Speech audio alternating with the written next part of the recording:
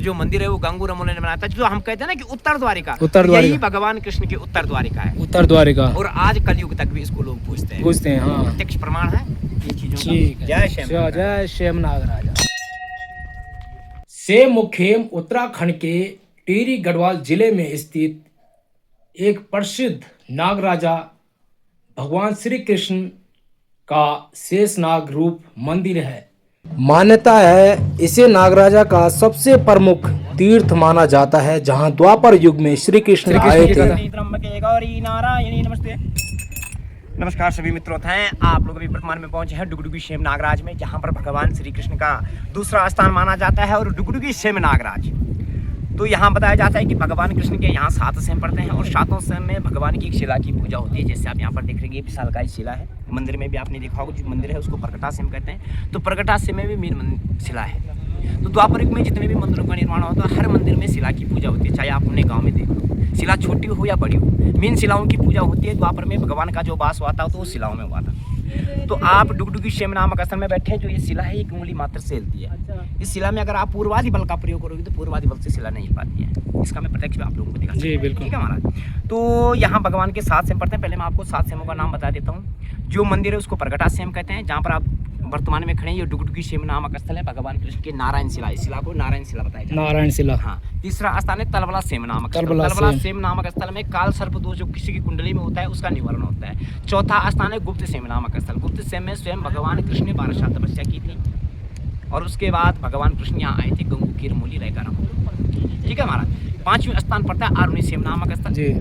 6ठा स्थान है बारुणी सेम और 7वें स्थान है लुप्त सेम, जहाँ से भगवान श्री कृष्ण मथुरा वृंदावन को वापस गए थे। वहीं लुप्त सेम में ही भगवान कृष्ण के चरण पादुका स्थल है। आज लोग कहते हैं कि भगवान के चरण पादुका स्थल, जहाँ हम शतरंज सोड़ जिसको कहते हैं, तो शतरंज सोड़ में बताया जाता है कि द्वापर में भगवान कृष्ण का रथ विराजमान रहा था और भगवान के रथ में जो घोड़े थे उनके पाँव के निशान शिलाओं में प्रकटित हो गए। तो घोड़ी खोर भी उसको कहा जाता है और शतरंजी सोड़ भी कहा जाता है।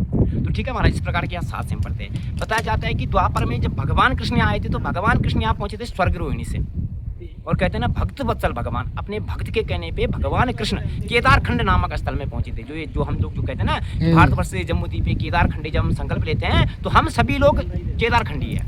उत्तराखंड तो बात की बात है, जी केदारखंडी है बिल्कुल। और केदारखंड में ही भगवान का वास हुआ था जी। तो केदारखंड में भगवान कृष्ण के प्रिय भक्त गंगू रमोला महाराज रहते थे। गंगू रमोला ही कालिया नाग है और कालिया नाग के उद्धार के लिए भगवान कृष्ण को केदारखंड में आना पड़ा और यहीं से भगवान कृष्ण की जब पूजा होती है तो भगवान जब हम उसका वर्णन करते हैं कि 7 लाख सल्लाण 9 लाख तुम्हार जाग, तो भगवान कृष्ण ने से 7 लाख सल्लाण और 9 लाख तुम्हार पैदल यात्रा की थी। तब जाके भगवान नागराजा सभी लोगों के कुल देवता माने जाते हैं। आपने देखा होगा कि हर कोई भी जितने भी उत्तराखंडी आते हैं सबके कुल देवता भगवान नागराज यानी मतलब भगवान कृष्ण ही सबके कुल देवता है। तो इस प्रकार से भगवान की जो लीलाओं का वर्णन होता है महाराज, तो बहुत लंबा इतिहास है इसका, और आपने शॉर्ट में आपको जो बताया। तो ये जो जगह लिए कैसे लिए थोड़ा, तो जगह में जो वर्णन आया था महाराज की यमुना नदी में कालिया नाग जी, जब यमुना नदी से भगवान कृष्ण ने कहा था कि आप यमुना नदी में जो कालिया नाग जी का विष प्रदूषित पानी गंदा हो गया था, तो भगवान ने कालिया नाग जी को कहा था कि आप रमणिक द्वीप नामक स्थल चले जाओ। और रमणिक द्वीप नामक स्थल में कालिया नाग जी ने नागदेह को त्यागा था, जो उनकी सर्प की देह थी। और केदारखंड में आप एक राज करोगे। तो जो हम कहते हैं कि गंगू रमोला जी 52 गढ़ों के राजा थे। 52 गढ़ों के राजा गंगू रमोला जी। तो जब गंगू रमोला 52 गढ़ों के राजा थे तो गंगू रमोला एक ऐसे राजा थे जिन्हें राजपाट से कोई मोह नहीं था। वो एक गाय भैंस चुंगाते थे। आप सुना होगा उनके बारे में, गाय भैंस तो भेड़ बकरियों का पालन करते थे और उनको प्रतीक्षा थी कि कब भगवान आएंगे और कब मेरा उद्धार होगा। तो भगवान की प्रतीक्षा में रहे।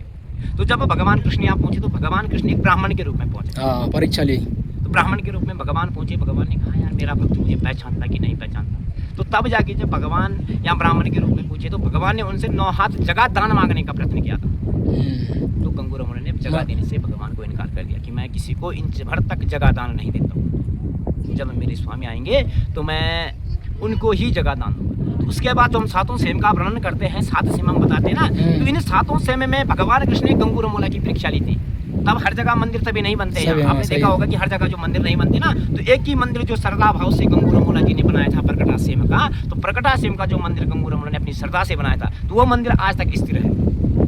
और जो ये डुगडुगी सेम नामक स्थल है, यहीं पर भगवान ने गंगू रमोला के अहंकार को भी तोड़ा था और माता मैनावती को चतुर्भुज रूप में दर्शन दिए थे और उन्हें 2 पुत्र वरदान सिद्धवा और विद्वा रमोला। देखिए महाराज इसका आप देख सकते हैं, इसका जो मैं आपको वर्णन बता रहा हूँ जी। तो आप देख सकते हैं कि जो ये शिला है तो हम जी। कहते हैं ना कि पूर्वादिवल से नहीं हिलती। हाँ जी। इस उंगली को आप टच करोगे ना, हाँ। ओम नमो भगवती वासुदेवाय हरे कृष्णायाम परमात्मने नमः प्रणतः कलेशनाशाय गोविंदाय नमो नमः। ये देखिए आप जल्दी शिला पूरी। बिल्कुल, बिल्कुल। तो इस शिला का जो वर्णन है, अगर हम इसको यूं पलटने वाला बल लगाएंगे तो कोई मतलब ही नहीं कि शिला नहीं हिलेगी। हिल नहीं पाती है। शिला का पूर्ण प्रत्यक्ष है। अगर आप शिला को यहाँ से भी टच करोगे ना, ओम नमो भगवती वासुदेवाय हरे कृष्णायाम परमात्मने नमः प्रणतः क्लेशनाशाय गोविंदाय नमो नमः, हिली ना। जी बिल्कुल। तो ये चारों दिशा चारों आकार शिला के हिलते हैं। शिला के ये डुगडुगी सेम नारायण जो भगवान कृष्ण के लिए नारायण शिला है ना, इसको आप कहीं से अगर यूं टच करोगे तो ये शिला अपने आप हिलने लग जाती है। ये देखिए हाँ प्रत्यक्ष है। तो इस उंगली का महत्व दिया जाता है। जब से हमने ये बनाया है ना, तो तब से लोग इसको यूं बल का प्रयोग करते हैं। जब इसका नियम है कि अगर इस उंगली से तुम्हारी शिला हिली है तो तभी यात्राएं जो है सफल होगी।